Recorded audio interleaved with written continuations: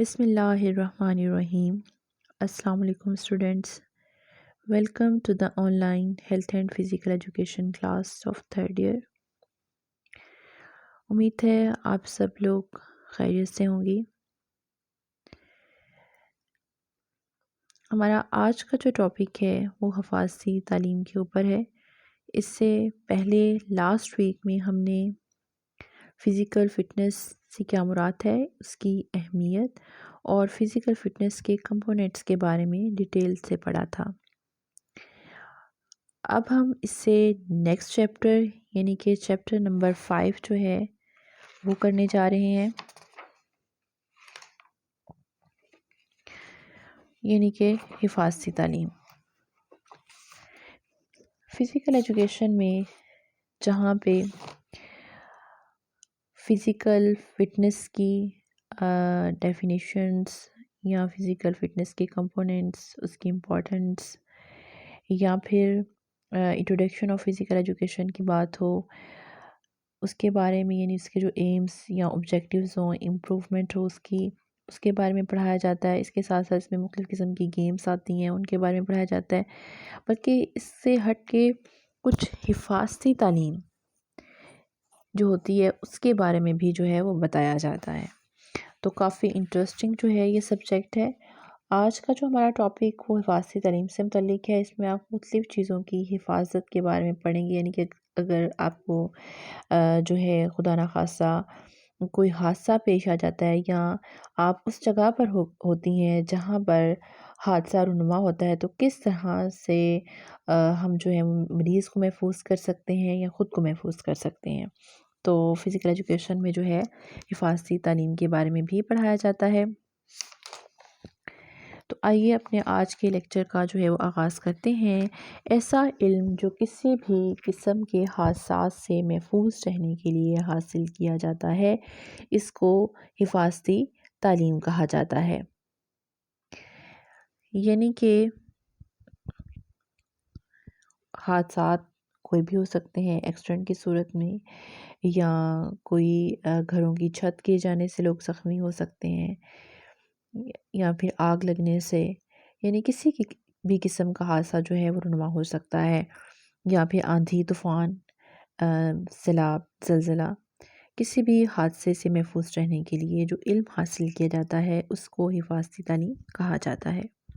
Number 2 پر اس کی definition ہے: حفاظتی تعلیم کا علم ایک ایسا علم ہے جو ایسے اصولوں اور قوانین پر مبنی ہوتا ہے جس کے اپنانے سے ایک انسان کسی بھی قسم کے حادثات سے کافی حد تک محفوظ رہتا ہے۔ یہ بھی سیم وہی والی چیز ہے جو اوپر آپ نے پڑھی ہے کہ ایسے اصولوں اور قوانین پر مبنی ہوتا ہے جس کو اپنانے سے، یعنی جس کو اختیار کرنے سے، یا اس چیز کے بارے میں ہم جب پڑھ لیتے ہیں، علم حاصل کر لیتے ہیں، تو اس سے ایک انسان کئی قسم کے حادثات جو ہیں ان سے محفوظ رہ سکتا، نہ صرف ایک حادثے سے بلکہ کئی قسم کے جو حادثے ہوتے ہیں ان سے کافی حد تک محفوظ رہتا ہے۔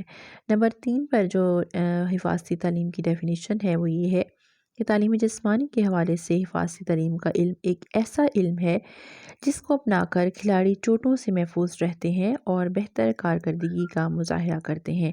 ویسے تو اوپر والی بھی 2 ڈیفینیشنز جو ہیں وہ بہت امپورٹنٹ ہے، لیکن یہ جو 3rd نمبر پر ہے تعلیم جسمانی کے حوالے سے جو ڈیفینیشن اس کی بنتی ہے اس کے حوالے سے کہ حفاظتی تعلیم ایک ایسا علم ہے جس کو اپنا کر کھلاڑی چوٹوں سے محفوظ رہتے ہیں۔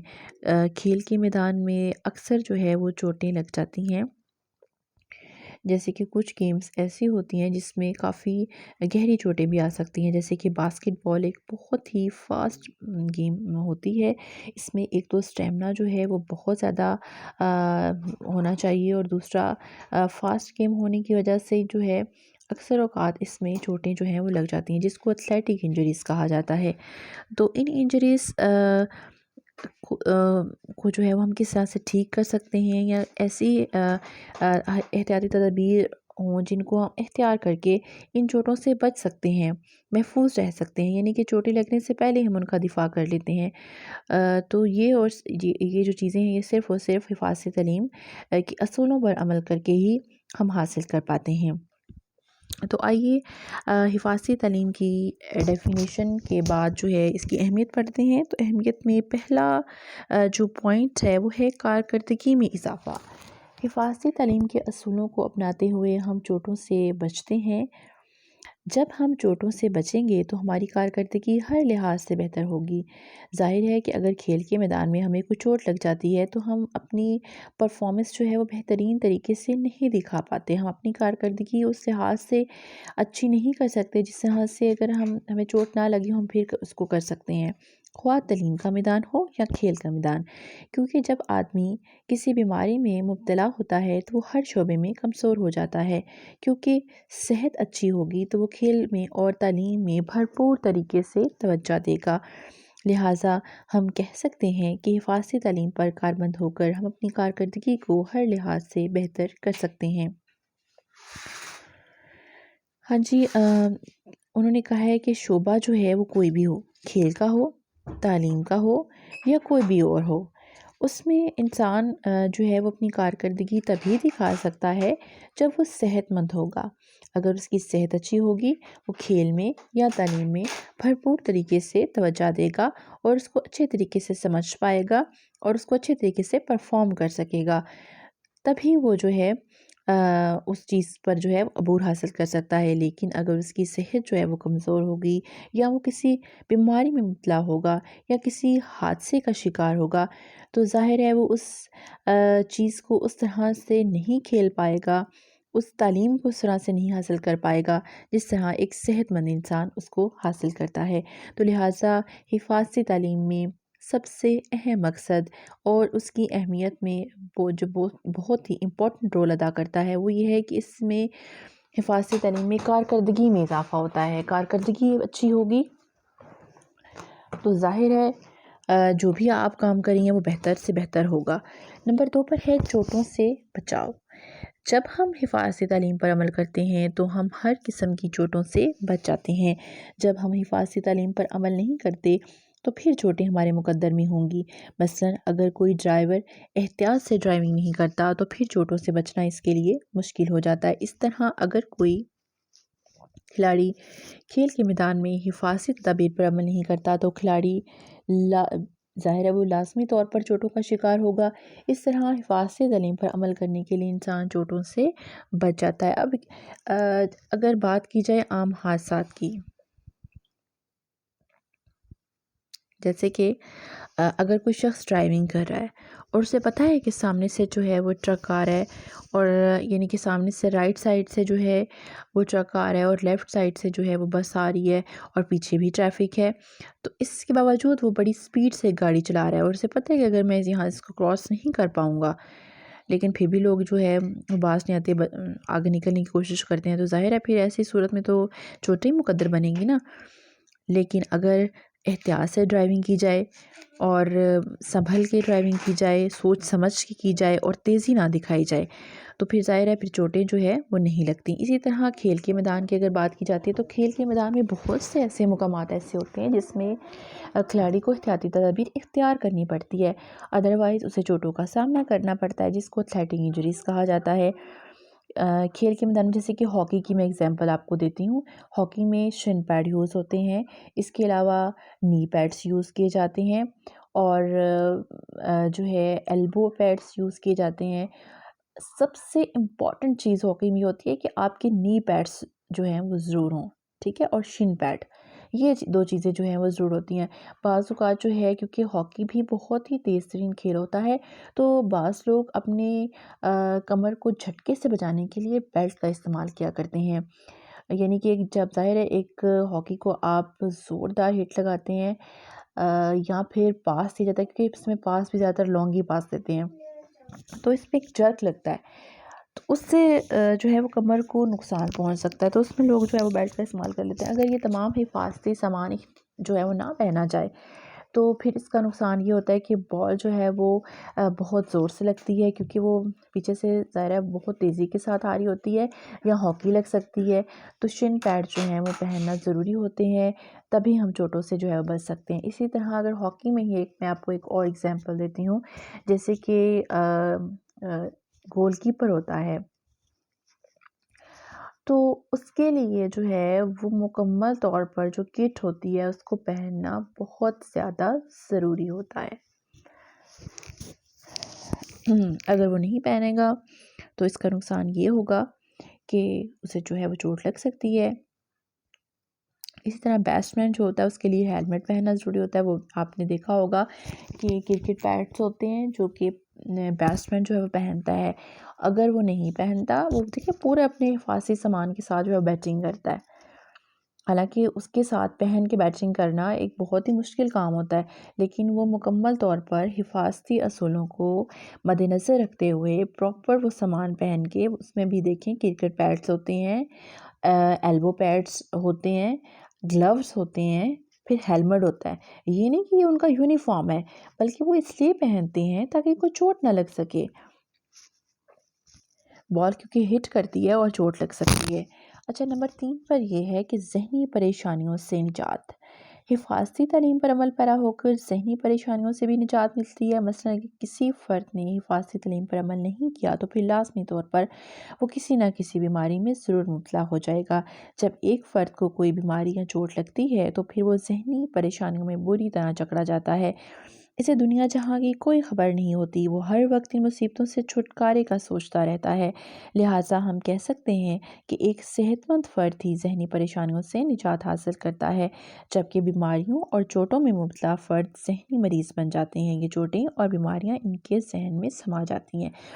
بعض اوقات بہت ہی خطرناک بیماریاں ہوتی ہیں جن کو انسان جو ہے وہ اپنے اوپر طاری کر لیتا ہے، جیسے کہ بہت ہی ہمارے ہاں 2-3 بیماریاں ایسی ہیں جو کہ بہت خطرناک سمجھاتی ہیں، ٹھیک ہے، جن کا جو کہ لا علاج سمجھاتی ہیں، لیکن کہیں نہ کہیں ان کا اگر سٹارٹ میں وہ بیماریاں پکڑی جاتی ہیں تو ان کا علاج ضرور ہوتا ہے۔ اگر خدا نہ خواستہ کوئی شخص ایسی بیماری میں مبتلا ہو جاتا ہے اور جب اسے علم ہوتا ہے کہ مجھے یہ بیماری ہو گئی ہے تو وہ ذہنی پریشانی میں مبتلا ہو جاتا ہے، اسے بہت زیادہ سٹریس ہو جاتا ہے، اسے دنیا جہاں کی کوئی فکر ہی نہیں رہتی، وہ ہر وقت اس بیماری کے بارے میں سوچتا ہے، یعنی کہ اگر ایون کہ وہ اپنے بچوں کو بھول جاتا ہے، اپنے پیرنٹس کو بھول جاتا ہے، یعنی اسے اپنی بھی ہوش نہیں ہوتی، وہ ہر وقت اس بیماری کے خوف میں، اس بیماری میں الجھا رہتا ہے، اسی پریشانی میں رہتا ہے، اسی سٹریس میں رہتا ہے۔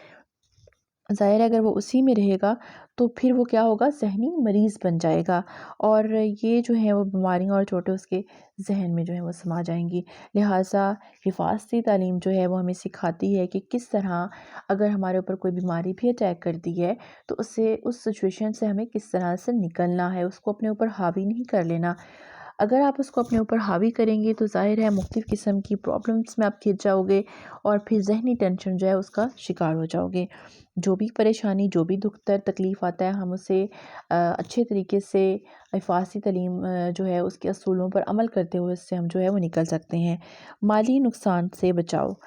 مالی نقصان سے بچاؤ، حفاظتی صحت کے اصولوں کو اپناتے ہوئے ایک فرد مالی نقصان سے بھی جو ہے وہ بچ جاتا ہے، کیونکہ جب ایک فرد حفاظتی صحت کی یعنی کہ حفاظتی صحت جو تعلیم کے اصولوں پر مبنی ہوتے ہیں اس پر عمل نہیں کرے گا تو وہ کسی نہ کسی چوٹ میں مبتلا ہو سکتا ہے، تو پھر ان چوٹوں سے چھٹکارے کے لیے کافی مالی وسائل خرچ کرنا پڑتے ہیں، تب جا کر آپ ان چوٹوں سے بچتے ہیں۔ لہٰذا اس بات سے ثابت ہوتا ہے کہ اگر ہم حفاظتی تعلیم پر عمل کرتے ہیں تو ہم مالی اخراجات سے بھی بچ جاتے ہیں۔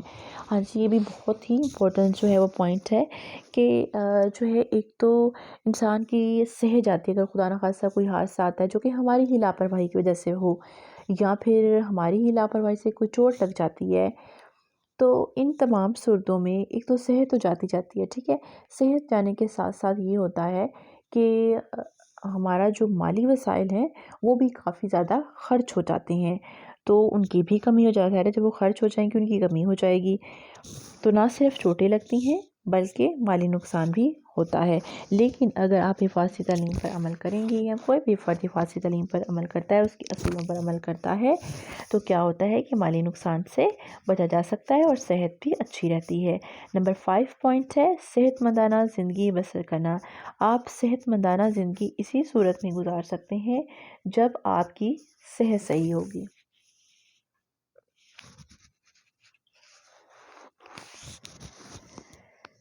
اگر ہم حفاظتی تعلیم کو ذہن میں نہیں رکھتے تو پھر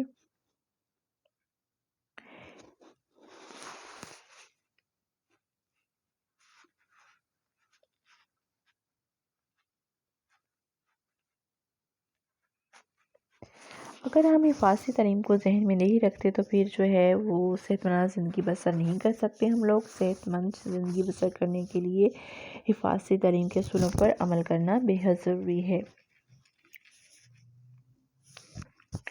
مالی نقطہ نظر سے مضبوط ہونا۔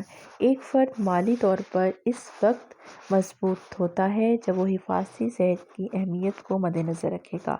حفاظتی صحت کے اصولوں کو مد نظر رکھتے ہوئے ایک فرد زیادہ دولت کما سکتا ہے۔ مثلاً ایک کھلاڑی، اس کو کسی اچھے محکمے میں سپورٹس کی وجہ سے جاب ملی ہے تو اس کے مالی وسائل میں اضافہ ہوگا، لیکن آپ توجہ کریں کہ اس کے مالی لحاظ سے بہتر ہونے میں اہم کردار اس کی صحت ہے، اور صحت کا بہتر ہونا حفاظتی تعلیم پر عمل کرنے پر مبنی ہے۔ جب آپ صحت کی اہمیت کو مد نظر رکھتے ہیں تو آپ چوٹوں سے بچ جاتے ہیں۔ چوٹوں سے بچاؤ کی وجہ سے صحت اچھی ہوتی ہے، جس کی وجہ سے ایک کھلاڑی اپنی پوری توجہ جو ہے وہ کھیل پر مرکوز رکھ سکتا ہے۔ لہٰذا یہ بات سامنے آتی ہے کہ کھیلوں میں پرفارمنس کی وجہ بھی حفاظتی تعلیم ہی ہے۔ ہاں جی، انہوں نے بہت ہی یہاں پر اچھی بات بتائی ہے کہ ایک فرد مالی طور پر اس وقت مضبوط ہوتا ہے جب وہ حفاظتی صحت کی اہمیت کو مد نظر رکھے گا۔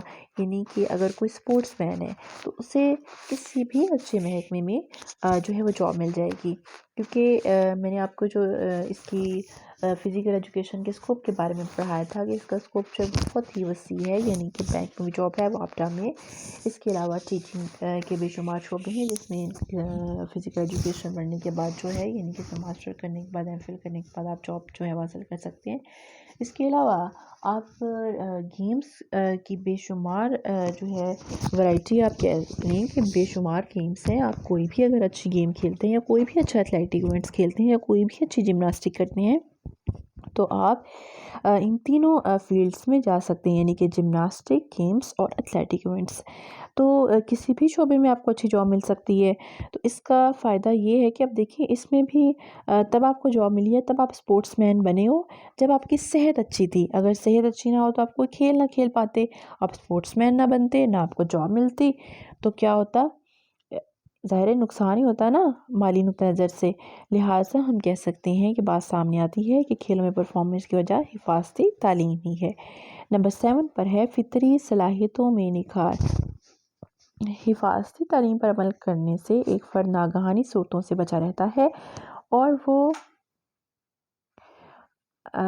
اچھے طریقے سے کوئی بھی کام سر انجام دے سکتا ہے۔ مثلاً کھیلوں میں ایک فرد کسی بھی کھیل میں حصہ لیتا ہے تو اس وقت تک وہ کھیل میں اعلیٰ کارکردگی نہیں دکھا سکے گا جب تک وہ چھوٹوں سے نہیں بچا ہوگا۔ ایک فرد کے اندر جو فطری صلاحیتیں ہوتی ہیں وہ اس وقت سامنے آئیں گی جب وہ مکمل طور پر حفاظتی تعلیم میں عمل کرے گا۔ حفاظتی تعلیم پر عمل کرنے سے اس کی صحت ٹھیک رہے گی اور وہ تمام کام بہتر انداز میں سر انجام دے سکے گا۔ ہاں جی، فطری صلاحیتیں جو ہوتی ہیں، بہت سے انسان ایسے ہیں جن کے اندر ہو سکتا ہے بہت ہی فطری صلاحیتیں جو ہیں وہ موجود ہوں، لیکن جب وہ کھیل میں حصہ لیتا ہے تب اس کی فطری صلاحیتیں جو ہیں وہ اجاگر ہوتی ہیں۔ ہو سکتا ہے آپ میں سے بہت سے بچے ایسے ہوں جو بہت اچھی کرکٹ کھیل سکتے ہوں، لیکن انہوں نے اس سے پہلے کبھی نہ کھیلا ہو۔ جب ہم انہیں سپورٹس میں لے کے آتے ہیں، انہیں کھیل کھیلنے کے موقع فراہم کیے جاتے ہیں تو وہ اچھا کھیل کھیلتے ہیں، تو پھر ہم انہیں جو ہے وہ گیمز والی سائڈ پر لے کے آتے ہیں، ان میں سے ان کی فطری صلاحیتوں کو جو ہے وہ نکھارتے ہیں۔ اب دیکھیں یہ بھی کس صورت میں ممکن ہوا؟ فزیکل ایجوکیشن میں حفاظتی تعلیم کے اصولوں کو جاننے کی وجہ سے ممکن ہوا، کیونکہ اگر اس کی صحت اچھی ہوگی تو ہی اس کے ہم فطری صلاحیتیں نکھار سکیں گے نا اس کے اندر سے۔ لہٰذا اس بات سے بھی جو ہے وہ حفاظتی تعلیم کی اہمیت اور بھی بڑھ جاتی ہے کہ یہ فرد میں فطری صلاحیتوں کو نکھارنے میں مدد دیتا ہے۔ اس کے بعد ہے تعلیم کے حصول میں آسانی۔ تعلیم کے حصول میں آسانی جو ہے وہ اس صورت میں ہوگی کہ ایک فرد اس وقت تک بہتر طریقے سے تعلیم حاصل نہیں کر پائے گا جب تک وہ تمام چوٹوں اور بیماریوں سے محفوظ نہ ہو۔ تمام چوٹوں اور بیماریوں سے محفوظ کس طرح سے رہا جا سکتا ہے؟ صرف اور صرف حفاظتی تعلیم کے اصولوں پر عمل کرنے سے وہ ان تمام چوٹوں اور بیماریوں سے محفوظ رہے گا۔ اس طرح اس کی تمام تر توجہ تعلیم پر ہوگی۔ ہمیں پتہ چلتا ہے کہ تعلیم کا حصول جو ہے حفاظتی تعلیم کی وجہ سے ہی بہتر ہوتا ہے۔ یہ تو تھے حفاظتی تعلیم کے کچھ پوائنٹس جو میں نے آپ کو پڑھائے۔ آج ہم نے 8 پوائنٹس پڑھے ہیں، کل انشاءاللہ تعالیٰ جو ہے وہ ہم باقی پوائنٹس جو ہیں اس کے وہ بھی کور کر لیں گے، اور اس کے ساتھ ہی ہمارا یہ کوسچن جو ہے وہ کل کمپلیٹ ہو جائے گا۔ کل انشاءاللہ تعالیٰ جو ہے وہ آپ کی خدمت میں دوبارہ حاضر ہوتے ہیں، تب تک کے لیے اللہ حافظ، ٹیک کیئر۔